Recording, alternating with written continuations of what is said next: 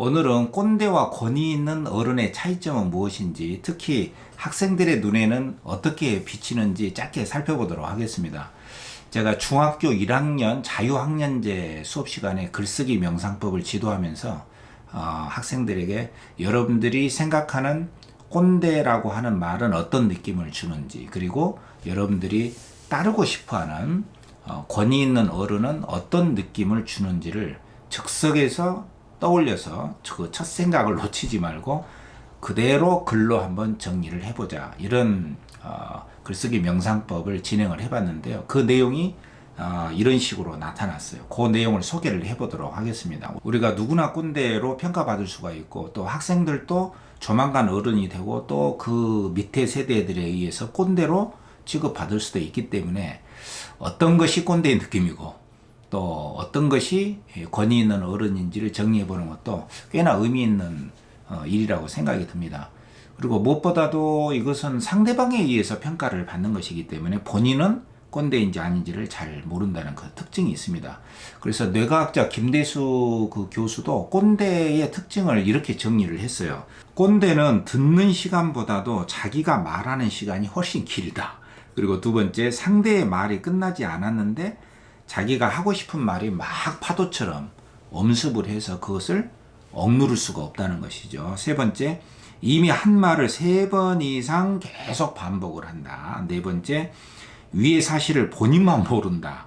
주변 사람들은 다 알고 있다는 것이죠. 그리고 다섯 번째로는, 물론 이제 김대수 교수가 직접적으로 말은 안 했지만 그 내용으로 보면은 자기가 겪은 사건을 너무 일반화해서 말을 한다는 것이죠. 어떤 사람도 이런 경우를 본 적이 없다거나 이런 일은 결코 일어나지 않는다거나 이렇게 일반화해서 판단하는 습성이 있다. 이게 꼰대의 특징이다. 이렇게 정리한 바가 있습니다. 그러면 중학교 1학년 학생들의 눈에 비친 꼰대는 무엇이고 권위 있는 어른은 어떤 차이점이 있는지 글쓰기 명상 시간에 제가 즉석에서 내준 그 내용을 학생들이 어떻게 썼는가 한번 살펴보도록 하겠습니다. 첫 번째 학생은 이렇게 썼는데 이걸 제가 정리를 했어요. 자, 그 내용은 이렇습니다. 별것도 아닌 걸 가지고 꼬투리를 잡아서 이상한 논리로 말과 행동하는 사람이 꼰대라고 생각하고, 권위자는 누가 봐도 저럴만 하네 하는 생각이 들 정도의 말과 행동을 하는 사람이라고 생각한다. 그리고 나에게 권위 있는 어른은 누구인가, 이 질문을 제가 했는데 우리 부모님이다. 굉장히 다양한 이야기죠. 근데 이 학생의 글에서는 얼른 눈에 띄는 게 꼰대는 꼬투리를 잡는다, 이런 평가를 하고 있는 것이고요. 또 이 학생의 눈에는 이상한 논리로 말하고 행동하는 사람이 꼰대다. 그리고 권위자는 누가 봐도 저럴만하다, 이렇게 공감을 얻을 수 있는 그런 생각이 들 정도의 말도 하고 행동을 하는 사람이다, 이렇게 정리를 했어요.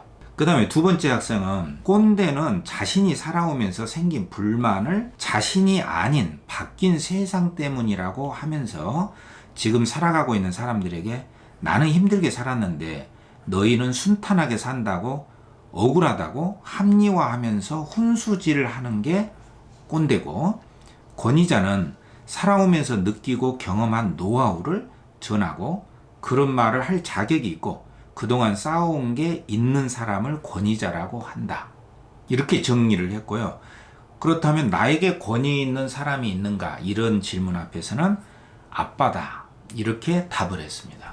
일단 이 학생에게 있어서는 꼰대라고 하는 존재는 일단 세상에 대한 불만이 있는 사람이다, 이렇게 그런 느낌을 갖고 있고요. 그리고 지금 살고 있는 어떤 젊은 세대들에게 너희는 너무 순탄하게 살았다, 나는 이렇게 어렵게 살았는데, 이런 식으로 합리화하면서 훈수질, 이렇게 불평불만하면서 나는 너무 고생해서 살았는데 너희들은 편하게 산다, 이렇게 말하는 사람이 꼰대고, 권위자는 뭐냐면 자기가 살아오면서 느끼고 경험한 그 어떤 삶의 어떤 그 노하우를 우리들에게 전해주고 또 그런 말을 할 자격이 있을 정도로 뭔가 쌓아온 게 있다, 이거죠. 업적이 있고 뭔가 부를 가졌거나 뭔가가 있는 사람, 그걸 권위자라고 한다. 그러니까 뭔가 없어 보이면 자칫 꼰대가 될 수도 있는 위험함이 있습니다.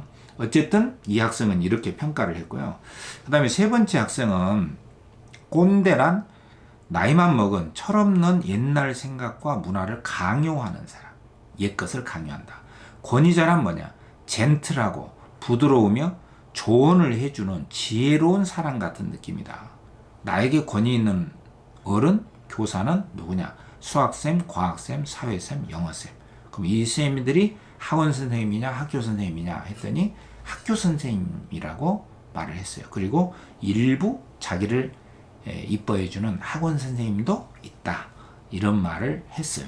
근데 이 학생 같은 경우는 옛 생각에 사로잡히고 중요한 것은 강요한다 이거죠. 옛 생각을 강요하는 사람.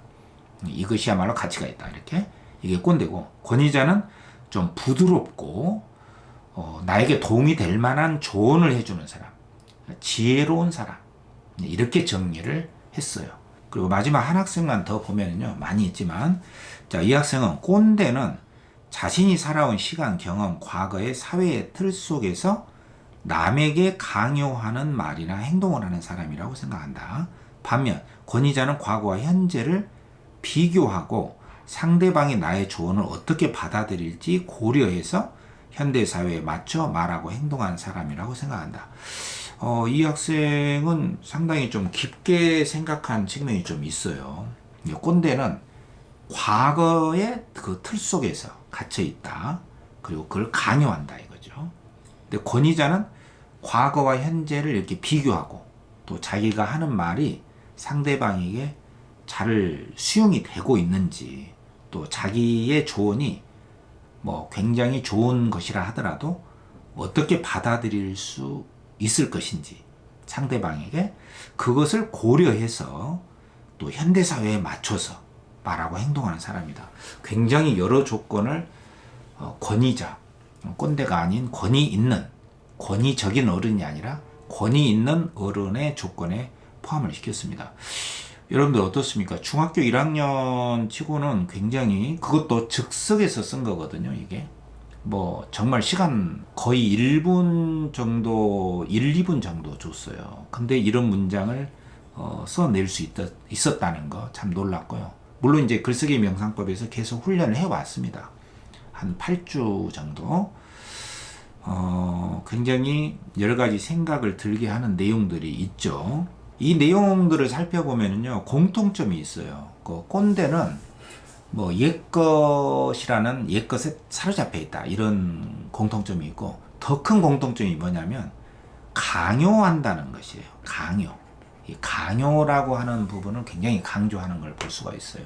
아무리 좋은 것도 강요하면 그 꼰대가 될 수가 있고, 또 상대방이 그 좋은 조언이라고 하더라도 상대방의 수용이 될 수 있는 것인가, 또 도움이 될 수 있는 것인가 아닌가를 고려하는 그 안목을 지닌 사람은 권위 있는 어른으로 이렇게 분류가 되고, 아닌 사람은 꼰대가 된다. 물론 이제 어떤 학생 같은 경우는 뭔가 쌓아온 것이 있는 사람, 어떤 업적, 뭐 돈이라든가 뭐 지위라든가 그런 것을 꼰대냐 아니냐의 축에 넣는 것도 볼 수가 있습니다. 어떤 그 힘이라든가 자기가 인정할 만한 그런 것도 꼰대냐 아니냐를 결정하는 요인으로 넣고 있는 걸 볼 수가 있고요. 근데 대부분은 강요성, 그리고 나에게 도움이 되고 있는가, 그리고 충분히 나를 고려해 주고 있는가, 이런 점이 꼰대와 권위 있는 어른과의 그 차이점의 중요 변수가 되고 있는 걸 볼 수가 있습니다. 그리고 역꼰대라는 개념도 사실 있어요. 그러니까 이런 학생들이 뭐 옛사람 자기가 따르고 싶어 하지 않는 그런 사람들을 꼰대로 치부하고 자기 주장만 또 하는 거죠. 이게 또 역꼰대의 개념으로도 그 폐해도 있습니다. 물론 꼰대로 취급받는다고 해서 뭐 다 진짜 꼰대가 아닌 경우도 있다는 것이죠. 자, 정리해보면 이렇게 정리를 할 수가 있어요. 꼰대는 누구나 겪을 수 있는 평가의 언어다. 그리고 꼰대냐 아니냐는 것은 자기가 결정하는 게 아니라 상대방에 의해서 결정이 되어지는 것이기 때문에 상대가 누구냐도 상당히 중요합니다. 그리고 두 번째는 이 꼰대를 결정하는 것이 바로 상대방의 의식과 태도다. 이런 것이고요. 세 번째는 상대와 공감, 소통하는 능력의 척도가 바로 꼰대냐 아니냐를 결정하는 중요한 기준이라는 것이죠. 그래서 자기 주장을 하느냐 아니냐, 그게 꼰대냐 아니냐가 아니라 자기 주장만 한다. 그렇다고 해서 다 꼰대가 되는 건 아니에요. 왜냐면은 주장을 하는 경우에도 상대방이 어떻게 수용을 하고 있느냐, 그것을 잘 살피면서 주장을 뭐 거듭해도 될 수가 있다는 거예요. 근데 수용이 되지 않고 있는데도 그 눈치라든가 어떤 그 공감적인 소통의 차원에서 주장을 하지 않고 주장을 반복할 때, 그러면 꼰대로 평가될 수가 있다는 것이죠. 근데 이것은 뭐 젊은 세대 또 구세대 할 것 없이 다 통용될 수 있는 것이라고 볼 수도 있습니다. 그 다음에 네 번째, 꼰대는 자기 내부에서도 판단할 수도 있습니다. 말하자면은 내가 어떤 생각을 했을 때 내 자신이 좀 불만이 되거나 내 자신이 굉장히 괴롭거나, 근데 그 생각을 계속 할 때는 내 자신의 내부에서 내 자신의 기준으로 보아서도 꼰대일 수가 있다는 것이죠. 다시 말해서 상대의 평가 이전에 내 자신이 안다 라고 하는 것에 대해서 과신하고 있거나, 뭐 비슷한 이야기가 나오면 그냥 내가 그걸 안다 이렇게 과신하고 있거나, 그것 때문에 불편하거나 내가 괴롭게 되면은 경직된 사고의 틀 속에 있을 가능성이 있다 이거죠. 그래서 하나의 기준으로 대상을 평가하는지, 일관되게 내가 어떤 기준에 꽂혀 있는지 잘 살펴볼 필요가 있다. 그리고 다섯 번째는, 꼰대는 사실 결정이 된 게 아니라 태어날 때 딱 결정이 된다거나, 또 꼰대적인 성향이 있어도 항상 꼰대가 될 수 있는 게 아니고, 말을 하는 도중에 그 중간에 그 진행 과정상에서 꼰대가 될 수도 있고 꼰대에서 빠져나올 수 있다는 것이에요. 그래서 대화 도중에 얼마든지 꼰대로부터 빠져나올 수도 있고 계속 꼰대의 길로 들어갈 수도 있습니다. 문제는 상대방의 그 눈빛이라든가 상대방의 반응을 잘 살피면서 주장을 할 수가 있어야 된다. 이렇게 정리할 수가 있습니다. 뭐 이렇게 보면은 꼰대냐 권위 있는 어른이냐, 이것의 차이점은 상대방의 평가도 문제이지만 내 자신의 삶의 질하고도 관계되는 매우 중요한 문제다. 이렇게 볼 수 있을 것 같습니다.